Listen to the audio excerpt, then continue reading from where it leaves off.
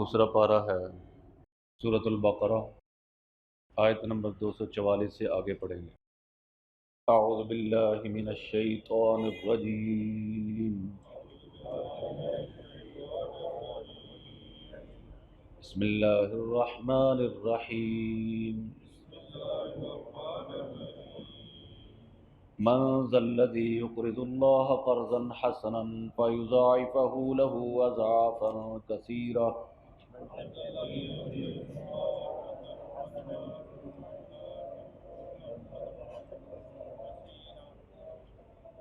वल्लाहु यक़बिज़ु व यबसुतु व इलैहि तुरजऊन।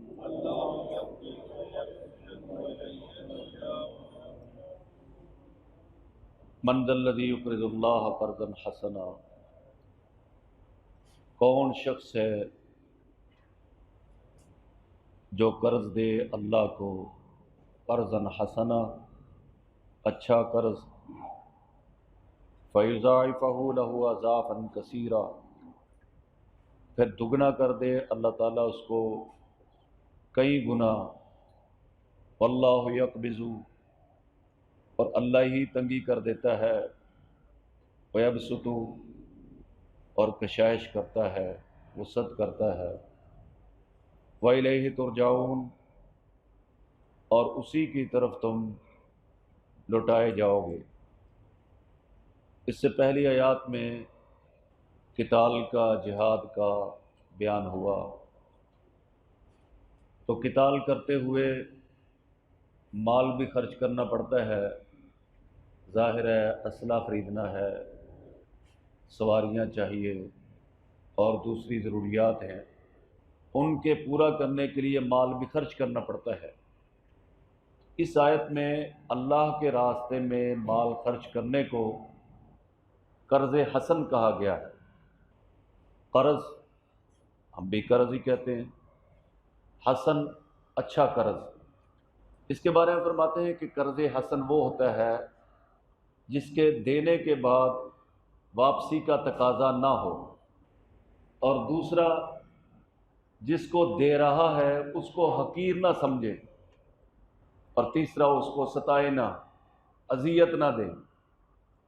तो इसे जो है कर्ज़ हसन कहते हैं। फरमाया मन ज़ल्लज़ी युक़रिज़ुल्लाह क़र्ज़न हसना, कौन शख्स है जो अल्लाह ताला को कर्ज़ हसन दे, अच्छा कर्ज दे। ये आयत जब नाज़िल हुई तो नबी करीम सल्लल्लाहु अलैहि वसल्लम के एक सहाबी हज़रत अबू दहदा हाज़िर खिदमत हुए। कहा अल्लाह के रसूल सल्लल्लाहु अलैहि वसल्लम, अल्लाह ताला हमसे कर्ज़ हसन मांगते हैं। खुशी से, अल्लाह तो सबको दे रहा है, तो क्या उसने, अल्लाह ने ऐसे लफ्ज़ हमारे लिए इरशाद फरमाया? फरमाया कि हाँ। अर्ज़ किया या रसूलल्लाह सल्लल्लाहु अलैहि वसल्लम, मैं 2 बागों का मालिक हूँ, मैं दोनों बाग अल्लाह को कर्ज़ हसन देता हूँ।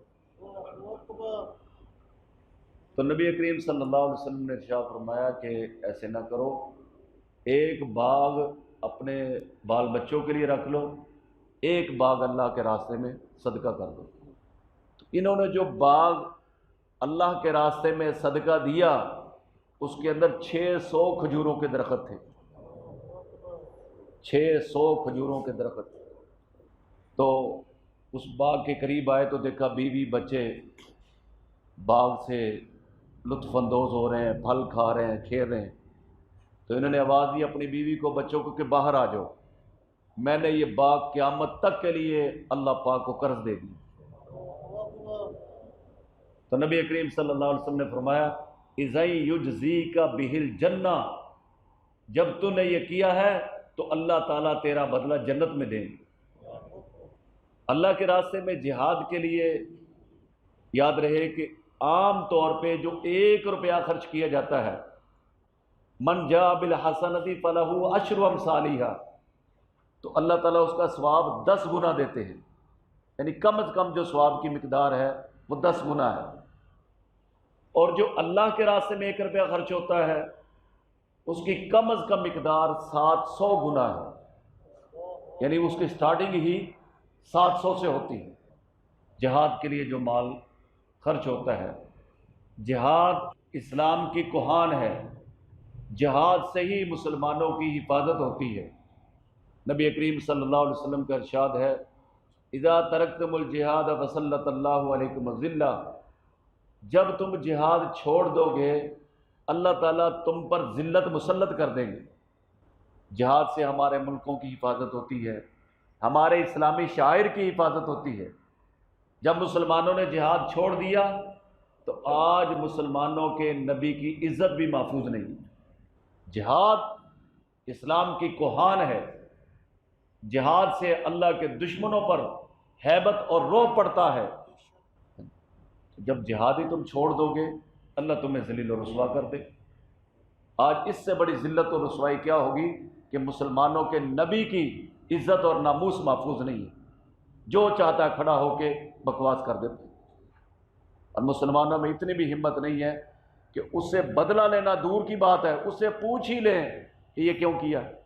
تو فرمایا من ذا الذی یقرض اللہ قرضا حسنا، کون شخص ہے جو اللہ کو قرض دے قرض حسن، اور پھر آخرت میں تو اس کا ثواب ملتا ہے، اللہ تعالیٰ دنیا ہی میں بھی اس کو واپس کرتے ہیں۔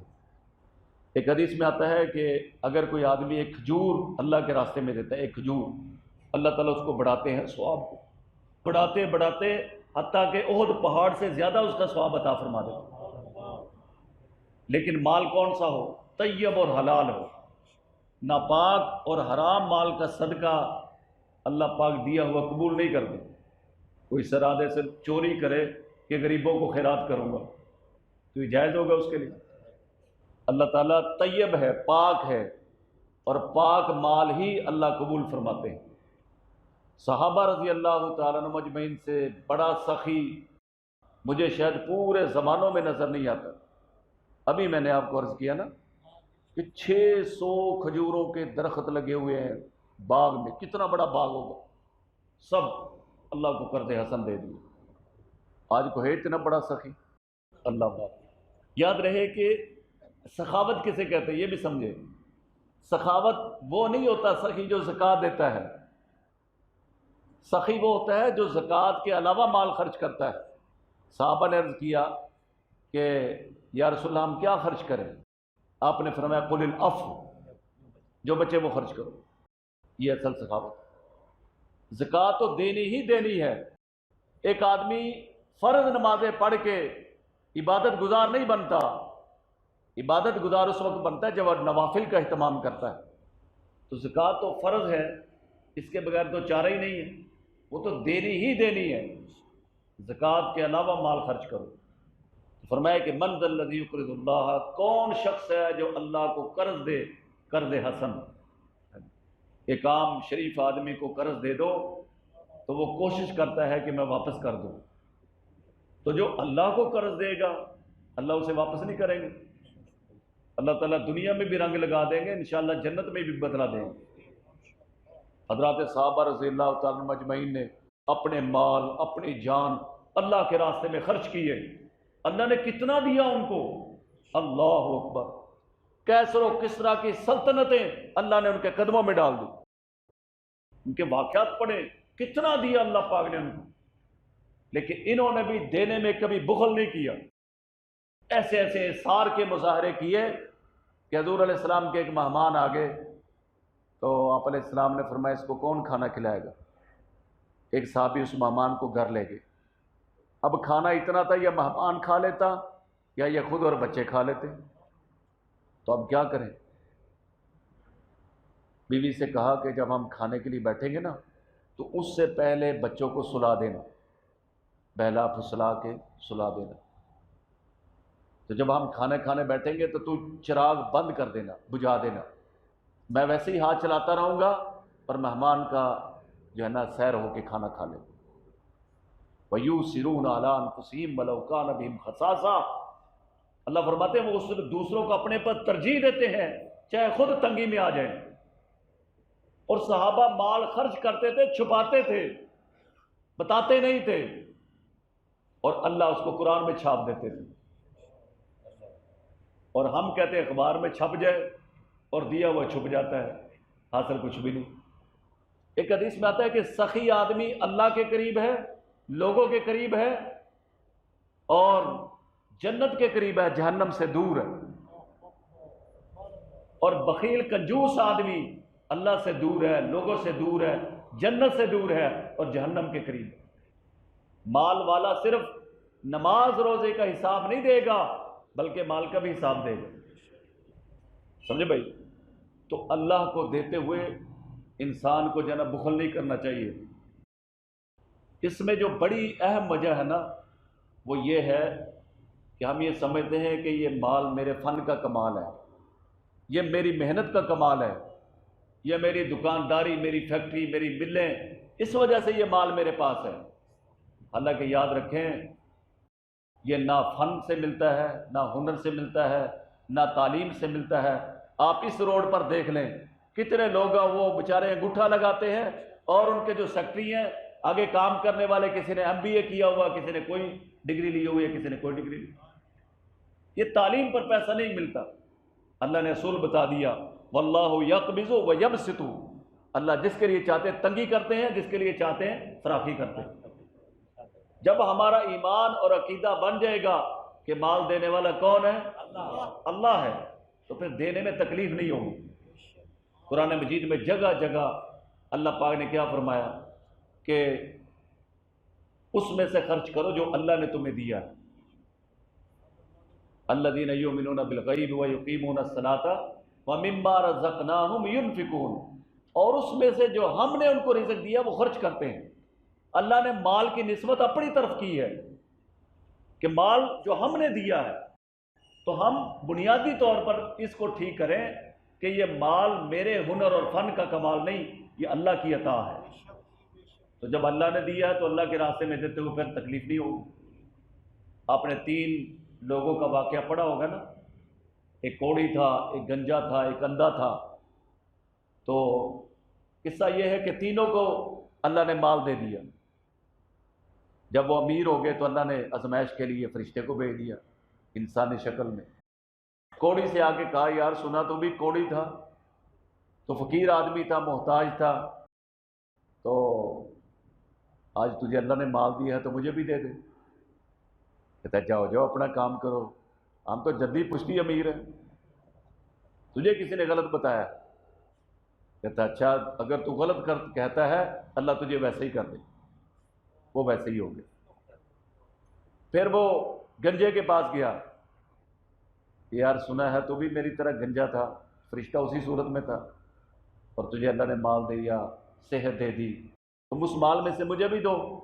کہتے جاؤ جاؤ اپنا کام کرو، تجھے کس نے کہا میں گنجا تھا، میں بیمار تھا، میں جو ہے نا فقیر تھا؟ یہ تو میں شروع سے جدی پشتی، ہم تو چلے آ رہے ہیں۔ اچھا تو غلط کہتا ہے اللہ تجھے ویسے ہی کر دے۔ وہ ویسے ہی ہو گیا۔ پھر وہ گیا نبینا کے پاس اور اس سے جا کے کہا کہ یار سنا ہے تو بھی نبینا تھا میری طرح، تیرے پاس مال نہیں تھا، آج تجھے اللہ نے دیا ہے تو میں محتاج فقیر آدمی، مجھے بھی دے دے۔ کہنے لگے تو سچ کہتا ہے، میں واقعی اندھا تھا، میرے پلے کا کچھ نہیں تھا، یہ سب میرے اللہ نے دیا ہے، تو سارا لے جا، آدھا لے جا، جو چاہتا ہے لے جا۔ تو فرشتے نے کہا کہ میں مال لینے نہیں آیا تھا، میں تو آزمائش کے لیے آیا تھا، وہ تیرے 2 بھائی فیل ہو گئے اور تو کامیاب ہو گئے، اللہ تیرے مال میں برکت عطا فرمائے۔ سمجھے بھائی؟ تو فرمایا کہ من ذا الذی یقرض اللہ، کون شخص ہے جو اللہ کو قرض دے، قرضا حسنا، اچھا قرض، فیضاعف لہ اضعافا کثیرا، پھر وہ دگنا کرے اللہ تعالیٰ اس کو، اضعافا کثیرا، کئی گنا، دگنا نہیں بلکہ اضعافا کثیرا، کئی گنا۔ واللہ یقبض ویبسط، اور اللہ تعالیٰ تنگی کر دیتا ہے، ویبسط، اور فراخی کرتا ہے۔ اللہ تعالیٰ بہتر جانتے ہیں کس کے لیے مال زیادہ دینا بہتر ہے اور کس کے لیے تنگی کرنا بہتر ہے۔ وَإِلَيْهِ تُرْجَعُونَ، اور تم اسی کی طرف لوٹائے جاؤ گے، وہاں جا کے اپنے مال کا، اپنی صحت کا، ساری چیزوں کا تم اللہ کے سامنے حساب دو گے۔ حدیث میں آتا ہے کہ قیامت کے دن آدمی کے قدم اپنی جگہ سے نہیں ہل سکیں گے یہاں تک کہ وہ 5 باتوں کا جواب دے۔ یہ پوچھا جائے گا عن عمرہ فیما افناہ، ہم نے زندگی دی تھی کہاں گزاری ہے؟ وعن شبابہ فیما ابلاہ، جوانی کہاں خرچ کی ہے؟ بھائی صاحب، بھائیوں نے صاحب، جوانی کہاں خرچ کی ہے، اور مال کمایا کیسے تھا اور خرچ کہاں پر کیا ہے۔ مال کے بارے میں ایک سوال نہیں ہے، یہ تو ہر نوٹ پہ لکھا ہوتا ہے کہ رزق حلال کمانا عبادت ہے، صحیح جگہ خرچ کرنا بھی عبادت ہے، ورنہ تو گناہ ہے۔ تو صرف مال کے بارے میں ایک سوال نہیں، لوگ بڑی محنت سے کماتے ہیں اور شادی کی رسومات میں فضول خرچی میں اڑا دیتے ہیں، وہاں خیال ہی نہیں کرتے کہ ہم نے صحیح جگہ خرچ کرنا ہے یا غلط جگہ خرچ کرنا ہے۔ تو مال کے بارے میں دو سوال ہوں گے، وَأَمَّالِهِ مِنْ أَيْنَ اكْتَسَبَهُ، مال کمایا کہاں سے کمایا تھا، وَفِيمَ أَنفَقَهُ، خرچ کن جگہوں پر کیا تھا، وَمَاذَا عَمِلَ فِيمَا عَلِمَ، اور جو اللہ نے علم دیا تھا اس پر عمل کتنا کیا۔ اللہ تعالیٰ جو ہے ان تمام نعمتوں کو صحیح طور پہ خرچ کرنے کی توفیق عطا فرمائے۔ دوہرانے میں